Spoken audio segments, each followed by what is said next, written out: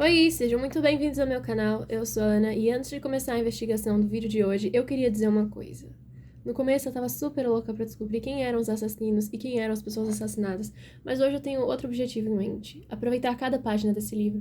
Porque ele dá tanta informação pra gente, tanta referência, a gente pode aprender tanto com esse livro.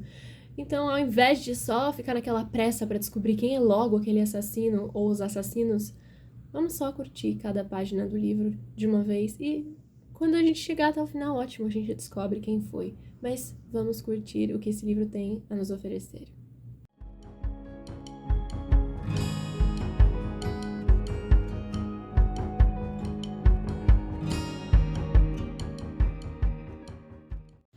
Antes de comentar a página anterior, que vem a página 24, eu quero comentar sobre a página 24 mesmo. Então vamos lá.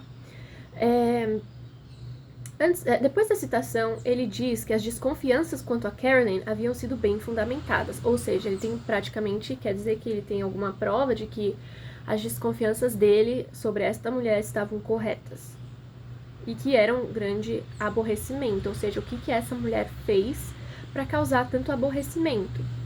E ele menciona que talvez um colega chinês dele chamasse de Flor da Verdade. Qual é a história da Flor da Verdade? A Flor da Verdade diz respeito a um conto sobre um príncipe que queria se casar e ainda não sabia quem seria a sua noiva. Então ele fez o seguinte, ele chamou todas as moças nobres que moravam por ali e reuniu todas no castelo e disse que ele daria uma semente a cada uma delas e quem plantasse e quem trouxesse a flor mais bonita seria a nova imperatriz. Mas nesse castelo existia uma senhorinha que trabalhava lá, e a filha dela era apaixonada pelo príncipe, mas ela era plebeia, então ela não tinha chance de conseguir casar com ele. Mas mesmo assim, ela quis participar desse evento e quis pegar a sementinha para plantar. A mãe, já triste, disse: você não vai ter chance com o príncipe, você é plebeia. Mas ela ficou satisfeita só de estar próxima ao príncipe, então mesmo que ela não ganhasse, ela já estaria feliz. Mas aí ela fez como todas as moças fizeram, pegou a sementinha e plantou. Acontece que se passaram meses e meses e meses e nada da sementinha dá uma flor. E ela já estava triste, desesperada, porque nada de flor, mas o que ela faria? Era o que ela tinha, um potinho sem flor. Chegou o dia de entregar a flor ao príncipe. Todas as mulheres nobres estavam com flores muito belas e ela não tinha nenhuma flor. O príncipe então passou de pessoa em pessoa, de mulher em mulher, para olhar a flor que cada uma delas tinha. E no final ele revelou que a futura imperatriz seria a plebeia. Por que a plebeia? Porque ele disse que, na verdade, as sementes que ele deu às mulheres não tinham como dar flor. Então a única e verdadeira e honesta de todas elas era a plebeia. Por isso ela mereceria casar com ele e se tornar a nova imperatriz. E essa é a história da Flor da Verdade. Ou seja, o que nos faz pensar que talvez a Carolyn não seja uma pessoa honesta. Porque se ele diz que é um aborrecimento, alguma coisa que ele não ficou satisfeito, então provavelmente essa pessoa foi desonesta com ele. Gente, eu tava editando o vídeo e eu tava lendo ao mesmo tempo e eu percebi alguma coisa esquisita aqui. Me ajudem com isso. Em português tá escrito Flor da Verdade nesse trecho. E se você pesquisar Flor da Verdade no Google, você vai encontrar dois possíveis resultados. O primeiro é literalmente uma flor que se chama Flor da Verdade e a outra é a história da Flor da Honestidade, que aparece muito quando você pesquisa o nome dessa flor. Coincidentemente ou não, essa Flor da Honestidade é uma história chinesa. E como o narrador diz, seria um colega dele, chinês, que contaria, que chamasse talvez ela de Flor da Verdade. Acontece que a Flor da Honestidade, como já diz o próprio nome, é algo positivo. E aqui é um contexto negativo, então talvez ele estaria usando para mostrar que ela não era uma pessoa honesta. Porque seria estranho se ele estivesse aborrecido e ela fosse uma pessoa honesta. Então eu tava com isso na cabeça e eu fui ver como que tava em inglês. E em inglês tá escrito, eu também não sei pronunciar esse nome, mas diz que o nome dessa flor é hellebore.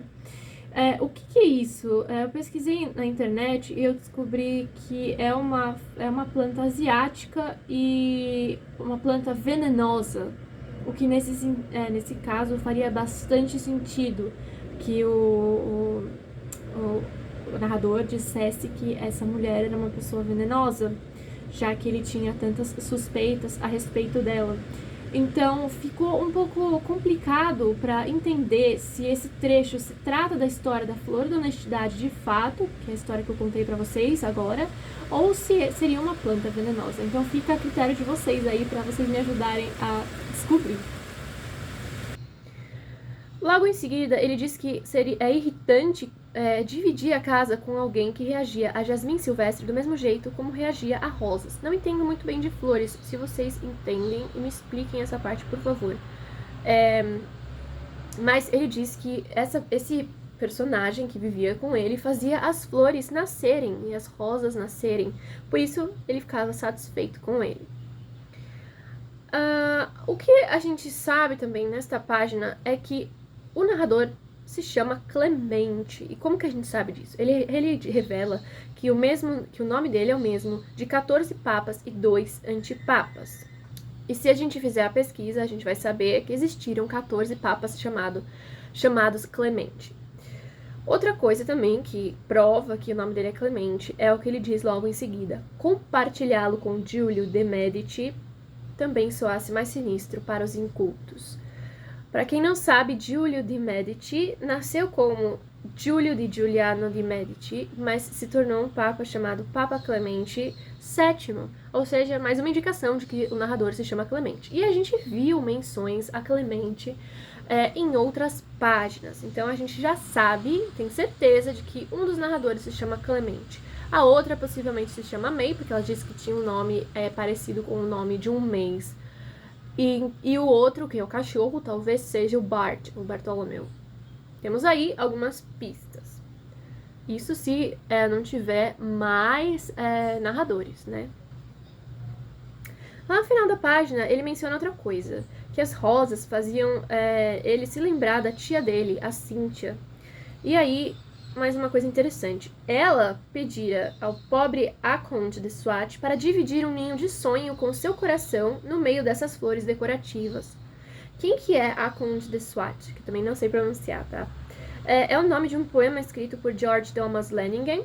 E nesse poema é revelada a morte desse personagem, Aconte de Swat. Então, morreu.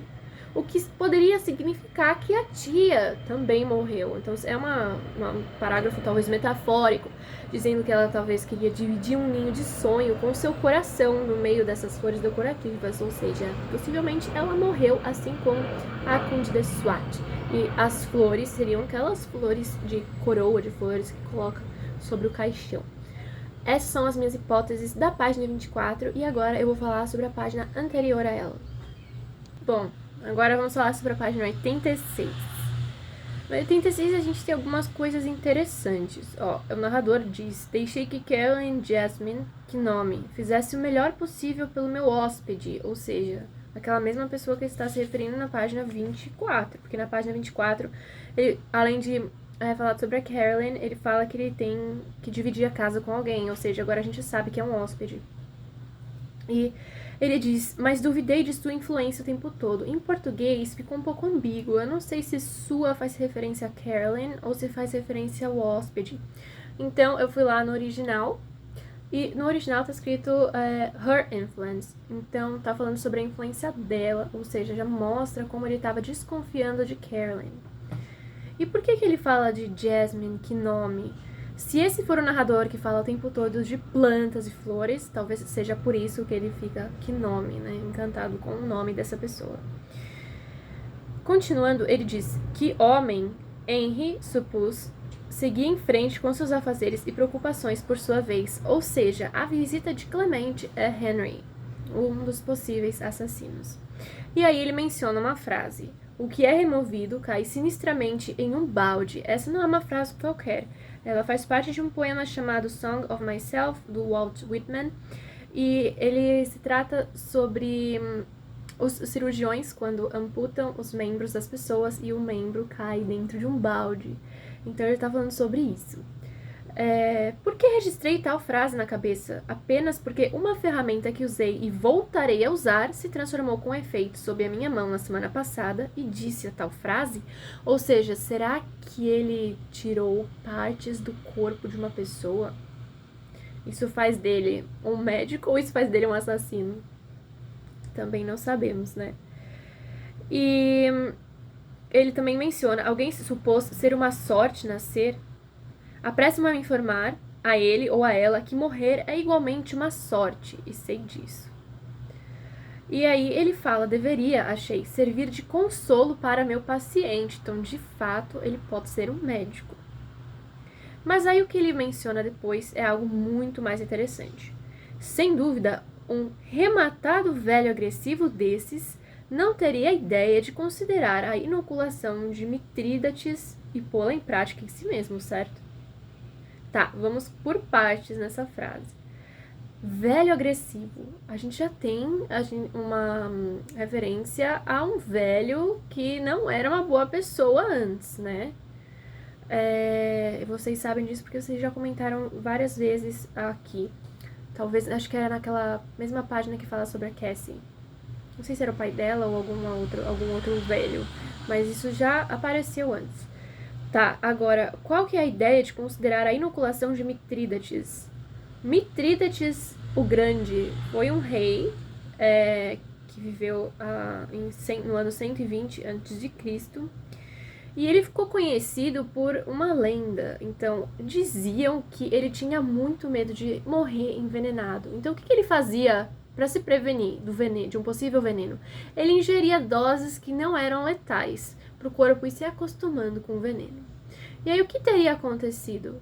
Bom, ele acabou sendo derrotado e depois da derrota ele quis tirar a própria vida ingerindo o veneno. Mas, por causa desse processo de autoenvenenamento que ele fazia, ele não morreu por conta disso. Então ele pediu a um servo dele que o matasse com uma espada. Essa é a lenda. Ou seja, possivelmente alguém morreu envenenado, ou se não morreu e sobreviveu, mesmo assim foi envenenado. E aí, esse Clemente se questiona se essa pessoa não estaria fazendo a mesma coisa que Mitrídates. Mas a gente não sabe se deu certo ou não. Ou seja, se essa pessoa morreu ou não. Pode ter passado muito mal, assim como pode realmente ter morrido. Depois, ele menciona um verso de um outro poema, que eu também não sei pronunciar isso. Rehan, também não sei falar isso, Song About Ireland, que conta a história da Irlanda e é do William Butler, e diz: mas todos fizemos uma reverência e beijamos os pés serenos de Catelyn, a filha de Houlihan. Quem que é Catelyn? É uma outra lenda de uma história de uma moça que era uma condessa que gostava muito das pessoas pobres e queria salvar essas pessoas pobres. E ela acabou vendendo a própria alma para conseguir ouro suficiente para que as pessoas não passassem mais fome. Ou seja, a história de um sacrifício. Então temos o Clemente falando sobre uma história de sacrifício e um possível envenenamento. Alguém morreu, talvez essa pessoa tenha se sacrificado para salvar outra. E aí, vamos para a página 24, falando sobre tudo aquilo. Então, agora que a gente leu 86, a gente já tem uma ideia de que Carolyn é a Caroline Jasmine e que ele não confia nessa mulher e que essa visita, que era irritante partilhar a casa com a visita, era o Henry. Então, temos aí a ligação desses três personagens. Será que ele sabia de tudo o que Henry fazia? Será que ele estava a favor ou não? Será que ele não sabia de nada? Essas são as nossas dúvidas de agora. Olha, voltando para a página 1, tenho algo a dizer. Eu tinha comentado na primeira página que o narrador diz que ele estava usando uma caneta que pertencia ao velho falecido. E depois eu acabei relacionando o velho falecido ao pai de Cassie, porque ele amarra esses pensamentos juntos, então pode ser que o velho seja realmente o pai de Cassie, que era considerado pelo narrador uma morsa malsã, ou seja, uma pessoa péssima. Alguns de vocês acharam que fossem duas pessoas diferentes. A primeira fosse um velho falecido, uma outra personagem, e agora, no final dessa página, fosse somente o pai dela. Então seriam dois personagens. Eu ainda acho que o narrador tá falando sobre um personagem só. E agora, lendo a página que eu acabei de comentar, que ele diz que o velho, um rematado velho agressivo desses, não poderia ter a ideia de considerar a inoculação de Mitrídates. Eu tô pensando que talvez seja a mesma pessoa, ou seja, talvez esse velho falecido tenha sido o pai de Cassie, talvez, e que essa mesma pessoa pode ter sido envenenada ou tomado o veneno para se sacrificar e salvar outra pessoa. Porque nós temos duas menções muito similares, de novo. Velho agressivo e um velho que seria semelhante a uma morsa malsã. Não sei o que vocês acham a respeito disso. Se vocês acham que é outra pessoa, digam aí pra mim. Mas se vocês acham que é a mesma pessoa e se vocês têm evidência disso em outras páginas, também não esqueçam de comentar. Porque isso aí ajuda todo mundo que tá investigando essa história. Para o vídeo não ficar muito longo, eu vou encerrar ele por aqui e a gente se vê amanhã com mais outras páginas. Obrigada por estarem aqui, de verdade, e a gente se vê depois. Tchau!